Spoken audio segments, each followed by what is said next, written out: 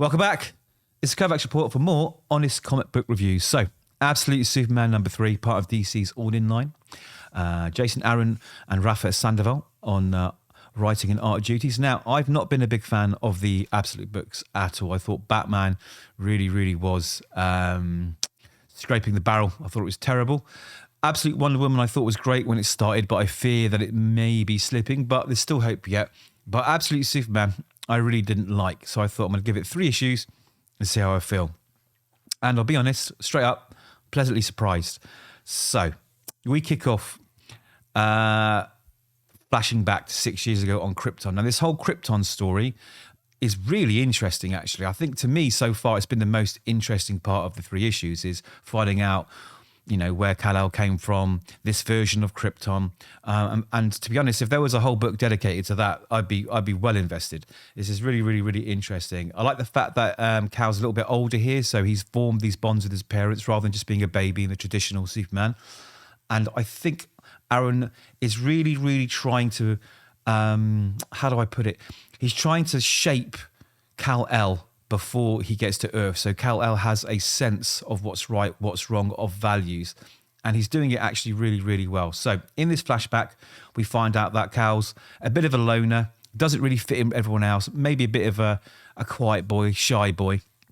And he absolutely loves his family. They're his best friends, as he puts it in the first few pages. He also is not towing the line with all the indoctrination that the Kryptonian government is feeding children in their education and everywhere else, basically, because it's very controlled what they know, what they learn, what is history, what's right, what's wrong. But he's realizing that it isn't right. And also, I guess this is, flows down through his parents, who are also very aware of how totalitarian the Kryptonian government is. So he's out with his parents somewhere, and we are treated some beautiful art in this issue, like these red crystalline, is it red kryptonite? I'm not sure it would be, but these red crystalline vistas and this beautiful sand. The colours are just amazing. The art is really good in this issue. So he's out there, and it looks like he's about to get a telling off from his folks, because the school's contacted the parents and told them that he's not doing what he's supposed to be doing, and he's sort of getting ready for a proverbial telling off. But they're actually saying, well done. Well done for thinking for yourself. Well done not for believing everything that you see. Well done for doing your own research, having your own mind. And they are super proud of them. You can see the love between the family. It's really cool. But Superman's dad, his mind is somewhere else, and he's been taking these samples from this red crystalline structures, and this green ooze is coming out. So it's suggesting that this is where maybe the poison that's killing Krypton is coming from. Now, he's alerted the Kryptonian government. They don't want to know, but he does go back home with his wife, and they're building something. They're creating something, because they're preparing for what they know is coming, which is obviously the destruction of Krypton, right? So anyway, he sees his parents building things up, and I think he knows that something's happening. Maybe he's going to be sent away. So he goes outside to find all the animals are dying with all this green ooze and smoke coming out of it. So he decides to take a look around Krypton, and he finds everything is destabilizing. Everything is starting to come apart. All this poison is really erupting everywhere. He knows that this is it. This is the big day. Something is happening today. But all the media is saying that everything's fine. Don't worry about it. Everything's good. But Kal decides that he needs to take action. And furthermore, he decides to write onto their message boards and say, this is what's happening. This is what I think's going on.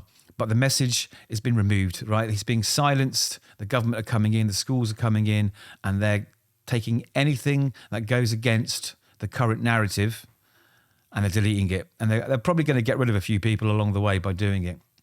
Anyway, he goes to see his dad, and he finds his father being dragged out of the government offices quite violently as well. They don't want to hear him.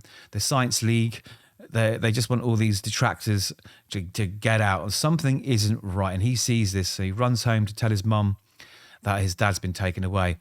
And Superman mum gets badass. I mean, she looks good here. Look at that. I mean, who doesn't like, right, an attractive superhero with a big gun, right? The art, like I say, is great. And what I love about this is it shows that her mum and dad, they're quite badass too, So, it just makes this book so much more interesting.